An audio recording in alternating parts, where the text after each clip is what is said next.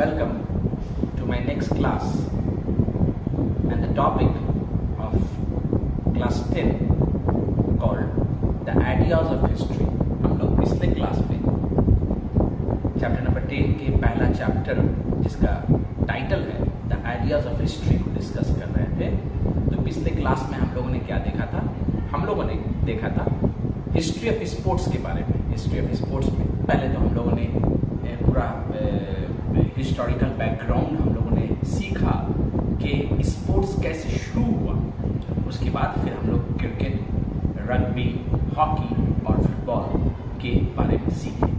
Okay, आ जाइए फिर हम लोग न्यू सोशल हिस्ट्री या सोशल हिस्ट्री का जो नेक्स्ट पार्ट है वो है history of food habits and causing. History of food habits and causing. Food habits, खाने के आदत, और फूड के बारे में, ग़िज़ा के बारे में जो इंफॉर्मेशन देता है हमको उसको कहते हैं क्यूजिन, CUISIN, क्यूजिन। तो इसकी हिस्ट्री के बारे में हम लोग चलिए सीखते हैं। तो if we go to discuss about the history of food habits and cuisine, तो फूड जो है इंसान, for human being it is very essential part. कहा जा सकता है ऐसा, नो फूड नो लाइफ। अगर फूड नहीं तो जिंदगी नहीं। Why? Because it helps us to survive. Okay, it gives us life. Okay, so no food no life. आइए कुछ हिस्टोरिकल पर्सपेक्टिव जानते हैं फूड हैबिट्स और क्यूजिन के बारे में। देखिए, in ancient period when human being came to this world, okay, so they did not know the art of cooking food, art of preserving food. वो लोग खाना बनाने, खाना को प्रिजर्व करने नहीं जानते थे। वो लोग तो खुद एक नोमैड्स थे, बंजारा थे, और इधर उधर भटकते थे। खाना का जुगाड़ वो लोग शिकार करके किया करते थे। और जब न्यू स्टोन एज का दौर आया, 8000 BC से न्यू स्टोन एज का जब दौर आया, तब इंसान पत्थर के नए दौर, न्यू स्टोन एज से इफेक्टिव वेपन्स बनाए, हथियार बनाए, टूल्स बनाए और उससे शिकार करना शुरू किया। उसके बाद फिर देखते हैं कि इंसान एक जगह, they settled in one place, and वो पहले तो शिकार करते, शिकार करके जानवरों का गोश्त कच्चा खाते। उसके बाद धीरे धीरे वो लोग उसमें कुछ एवोल्यूशन हुआ और वो लोग खाना को अब कल्टीवेशन सीखे, काश्तकारी सीखे। उसके बाद फूड को प्रिजर्व करना सीखा, आग का इस्तेमाल सीखा, और आग से अब वो लोग अपना खाना तैयार करने लगे। लेकिन अभी तक किचन का कॉन्सेप्ट नहीं आया, बावर्ची खाना का कॉन्सेप्ट नहीं आया। जब वो लोग एक जगह सेटल्ड हो गए, तब वहाँ उन लोगों ने सोचा कि अब एक ऐसा जगह होना चाहिए जहाँ खाना वगैरह बनाया जा सके। ओके, तो ये जो खाना बनाने का सिस्टम है, ओके, इंसान सबसे पहले जो किचन में इंटर किया वो 19,000 ईयर्स, 19,000 साल पहले किचन में इंटर किया। और नेंदरथल, NEANDHER,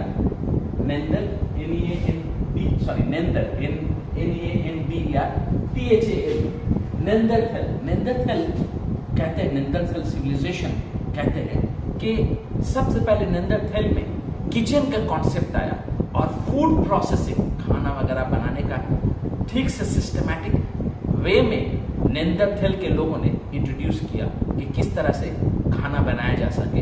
उसका पूरा मामला नेंदरथल में तकरीबन 19,000 साल पहले, 19,000 years before this concept came in the Neanderthal civilization। उसके बाद आइए ये भी जानते चले कि फूड जो है, फूड जो इंसान का एक इंटीग्रल नीड है, जो बहुत ही इम्पॉर्टेंट, बहुत खास ज़रूरत है फूड। जैसा मैंने कहा कि नो फूड नो लाइफ। तो ये जो फूड का सिस्टम आज हम लोग देख रहे हैं कि हम लोग डिफरेंट वैराइटीज ऑफ फूड खा रहे हैं। क्या हम लोगों ने कभी सोचा है कि ये जो डिफरेंट वैराइटीज फूड का हम लोग खा रहे हैं, तो क्या सब जितने भी सारे वैराइटीज हम लोग इंडिया में देख रहे हैं, हिंदुस्तान में देख रहे हैं, भारत में देख रहे हैं, तो क्या ये सारा फूड यहीं का है, यहीं का ओरिजिनेटेड है? नहीं। हिस्ट्री का अगर स्टडी करेंगे तो देखेंगे कि वार्स हुआ, एक one king went to another region, another country for attack, ठीक है, बैटल्स हुए, वहाँ से कुछ फूड का हैबिट सीखा, क्यूजीन के बारे में जाना, उसको इंडिया में इंट्रोड्यूस किया। ओके, उसके बाद ट्रेडर्स का आना जाना था, okay, from one place to another place, traders यहाँ से वहाँ गए, दूसरे मुल्क के लोग इंडिया में आए, इस तरह से क्यूजीन के बारे में और फूड हैबिट्स के बारे में मालूमात हुआ। लोग दूसरे जगह के फूड, दूसरे कंट्रीज के फूड को इंडिया में इंट्रोड्यूस किया और इंडिया के फूड को दूसरी जगह इंट्रोड्यूस किया।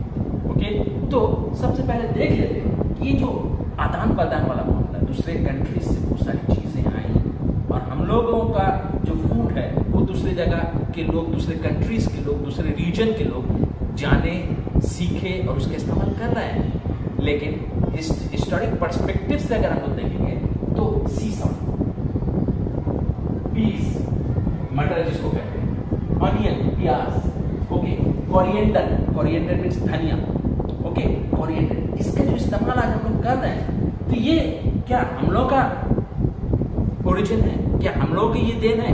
नो, ये बैक्टीरिया, ओके, बैक्टीरिया के का एक कंट्रीब्यूशन है। बैक्टीरिया वाले जब इंडिया पे अटैक किए तो ये लोग सीसम, ये लोग पीस जिसको हम लोग मटर कहते हैं, ये लोग ऑनियन और कोरिएंडर, धनिया का इंट्रोडक्शन इंडिया में किया। तब जाकर हम लोग आज इसका इस्तेमाल जान रहे हैं, इसका इस्तेमाल कर रहे हैं। आगे बढ़िए कि पोटैटो, चिली, ठीक है, पोटैटो चिली जो है, पोटैटो आलू, चिली मीन्स मिर्चा, लौंगा, ओके, ये जो इसका जो इस्तेमाल इंडिया में है, ये भी इंडिया का नहीं है, ये पुर्तगीज वाले, हम लोगों को पता है Portuguese, Vasco da Gama, okay, Vasco da Gama 1498 में कालीकट हार्बर, बंदरगाह पे आए थे। उस जमाने में कालीकट के जो राजा हुआ करते थे जमूरन, ओके, तो धीरे धीरे धीरे पुर्तगीज वाले इंडिया में आकर अपना सेटलमेंट्स वगैरह कायम किए, बिजनेस सेंटर्स कायम किए और पुर्तगीज वाले ही इंडिया में चिली, मिर्चा और पोटैटो को इंट्रोड्यूस किया।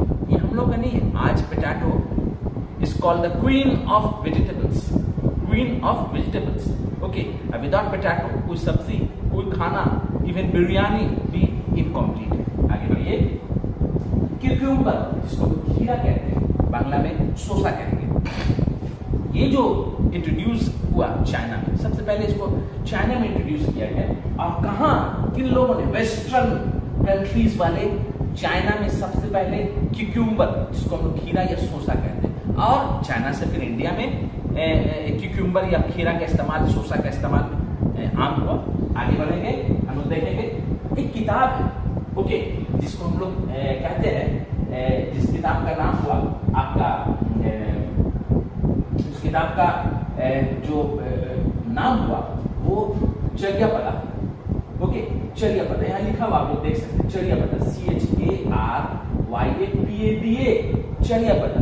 ये चर्यापदा जो है ये क्या है कि प्रोफेसर निहार रंजन रॉय, प्रोफेसर निहार रंजन राय है ना, ये एक चर्यापदा एक एंशियंट बुक है, ठीक है, एंशियंट बुक, चर्यापदा एक एंशियंट बुक है। और निहार रंजन राय, प्रोफेसर निहार रंजन राय साहब वो क्या कि इस किताब की मदद से बंगाल में जो फूड हैबिट्स हैं, क्यूजीन है, फूड के सिलसिले से जो इंफॉर्मेशन हम लोग को दिए, तो ये चर्यापदा से कलेक्ट किए।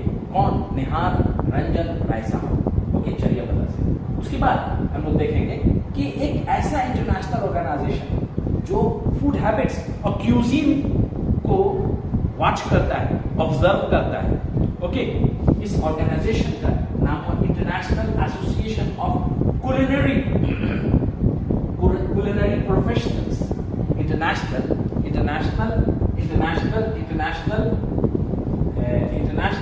एसोसिएशन, देखिए यहाँ पे international association of culinary and professionals, ठीक है। ये क्या करता है कि फूड हैबिट्स और क्यूजीन का ख्याल रखता है कि कहाँ पे कैसा, यानी एक इंटरनेशनल ऑर्गेनाइजेशन है जो फूड और फूड हैबिट्स और क्यूजीन के बारे में ध्यान रखता है, ओके। साथ ही साथ हम लोग ये भी देखेंगे कि जैसे हम लोग देखते हैं कि एक फूड है जिसको हम लोग नूडल्स कहते हैं, नूडल, नूडल ज़्यादातर नूडल हुआ, नूडल चाइना में बहुत ज़्यादा इस्तेमाल होता है। नूडल आटा और एग से बनता है नूडल, ओके। और एक और फूड है जिसको हम लोग सिसिली और इटाली और जापान में इस्तेमाल करते हैं, जिसको हम बोलते हैं पास्ता, ओके, पास्ता, ठीक है, पास्ता। तो ये कहाँ का इस्तेमाल होता है? जापान, इटाली और सिसिली में इस्तेमाल होता है, ओके, पास्ता। उसके बाद चाइना में जैसा मैंने कहा कि नूडल्स, ये देखे होंगे हम लोग मुस्लिम कस्टम में सवई खाया जाता है, दूध में सवई मिला के उसको बॉयल किया जाता है। बॉयल करने के बाद एक फूड तैयार होता है, ठीक है, सवई। ये सूता जैसा रहेगा, उससे मोटा रहेगा, ओके। तो इंडिया में वो सवई है, लेकिन चाइना में नूडल्स है, ओके, नूडल्स है, वो मैदा वगैरह से बनता है। ये सब खाया जाता है चाइना, लेकिन नूडल्स हम लोग इंडिया में भी खाते हैं, जो चाइना का फूड है। इटाली और जापान में हम लोग ने देखा कि पास्ता जो है, जो आटा और अंडा से तैयार होता है, पास्ता भी हम लोग खाते हैं, ठीक है, पास्ता भी हम लोग खा रहे हैं। ये बड़ा इंपॉर्टेंट स्नैक्स हो गया इवनिंग के लिए। शाम के वक्त में हम लोग नूडल्स खाते हैं, पास्ता खाते हैं, ये सब हम लोग खाते हैं। उसके बाद देखेंगे कि स्कॉटलैंड में ओट की बहुत ज्यादा पैदावार होती है। The cultivation oat is too much in Scotland and the product oat is used to manufacture or make or prepare cake, okay। so Scotland में बहुत केक तैयार होता है, ओट की पैदावार ज्यादा है। that is why स्कॉटलैंड को लैंड ऑफ केक्स कहते हैं। पूछेगा क्वेश्चन कि लैंड ऑफ केक्स किस कंट्री को कहा जाता है? स्कॉटलैंड को कहा जाता है। आगे बढ़े तो ये सारा मामला बंगाल में अगर हम लोग देखेंगे तो बंगाल क्या है? बे ऑफ बंगाल के पास में है, और बंगाल में बहुत सारी नदियां हैं, तालाब है। इसी वजह का पानी बहुत ज्यादा पाया जाता है, पानी का पोर्शन ज्यादा है। इसी वजह से यहाँ मछली, the cultivation of fish takes place, यहाँ पे मछली की काश्त होती है, और ये बे ऑफ बंगाल से नजदीक है। इसी वजह कर यहाँ चावल की भी काश्त होती है। The cultivation of paddy, rice also takes place, okay. That is why the people of Bengal और Bengali people, okay, their staple food, okay, their main food, their significant food is rice and fish। और बंगाल में एक और tradition है कि केला का जो पत्ता हुआ करता है, वो हम लोग रख देते हैं, और उसमें चावल डालते हैं, और घी को स्प्रिंकल, घी का छींटा देते हैं, उसमें घी मिलाकर खाते हैं। ये भी बड़ा इंपॉर्टेंट डिश है, ये भी फूड हैबिट है ऑफ बंगाल। इसी तरह से हम लोग देखेंगे कि डिफरेंट स्टेट्स में मैंने आपको कहा है कि फूड जो हैबिट्स हुआ करता है, ये इन्वायरमेंट पर भी डिपेंड करता है। इन्वायरमेंट कैसा माहौल है, गर्म है, ठंडा है, उसी एतबार से लोगों का फूड हैबिट्स हुआ करता है। देखिएगा साउथ में आप अगर जाएंगे तो साउथ में वहाँ पे सांबर, इडली, डोसा ज्यादा चलता है, लोग खट्टा ज्यादा खाते हैं। ऐसा माना जाता है कि वहाँ साउथ में इन्वायरमेंट बहुत हॉट है। हॉट इन्वायरमेंट में खट्टा लोग ज्यादा खाते हैं, क्योंकि अगर खट्टा नहीं खाएंगे तो इचिंग होगा, खुजली होगा बदन में, okay. That is why to avoid the disease of itching, okay, they consume top things, खट्टा चीज, टेमेरेंट, इमली वगैरह खाते हैं, डोसा, इडली, ये सब खाते हैं, सांबर, वो सब खाते हैं, ओके। आइए, बहुत सारी चीजें जैसे आज के दौर में इंडिया में हम लोगों ने देखा as a student of history, हम लोग ये ऑब्जर्व करते हैं कि इंडिया में आज जो सबसे ज्यादा लोकप्रिय पॉपुलर फूड है वो है बिरयानी, ओके। आइए, ये भी एक फूड हैबिट्स है इंडिया का। तो ये बिरयानी का ओरिजिन कैसे हुआ है? एक बड़ा मशहूर कहावत है बिरयानी के सिलसिले से, वो ये है कि I am not biryani that I can please everyone. मैं बिरयानी नहीं हूँ कि मैं सबको खुश कर सकूँ। यानी बिरयानी एक ऐसा फूड है जो सबको खुश कर देता है। Even Bengali brothers, okay, Sikh, Christians, everyone loves to have biryani, but what is the origin of biryani, what is the historic perspective of biryani. Actually ऐसा कहा जाता है शाहजहां की very beloved wife, okay, Mumtaz Mahal, जिनको हम लोग अर्जुमन बानो बेगम कहते हैं, ओके, अर्जुमन बानो बेगम, जिनके मरने के बाद Shahjahan had constructed Taj Mahal, okay, constructed Taj Mahal. तो Shahjahan used to carry his beloved wife Mumtaz Mahal even in the battlefield में भी अपनी वाइफ को लेके जाया करते थे। तो वहाँ कैंप लगता था, उनकी वाइफ वहाँ रहती थी, ठीक है, बैटल कई दिनों तक चलता था। तो अर्जुमन बानो बेगम या मुमताज महल ने ये ऑब्जर्व किया कि शाहजहां के जितने भी सोल्जर्स बड़े कमजोर हो गए, they became very weak, okay. तो कुछ ऐसा फूड उनको दिया जाए जिनसे उनके बॉडी में एनर्जी आए और अच्छा से वो लोग बैटल फील्ड में लड़ सके, बैटल को फेस कर सके। तो इन्होंने चावल और मांसों या गोश्त में मिलाकर एक फूड तैयार किया जो सोल्जर्स खाकर बहुत एनर्जेटिक महसूस किए, और यही फूड आज बिरयानी की शक्ल अख्तियार कर लिया है, ओके। और इंडिया में ऐसा कहा जाता है कि मैंने फूड और चावल और गोश्त जो मिला के फूड तैयार किया गया, उसका नाम हो गया बिरयानी, ओके। ऐसा कहा जाता है कि बिरयानी जो है पर्शियन का इंट्रोडक्शन है।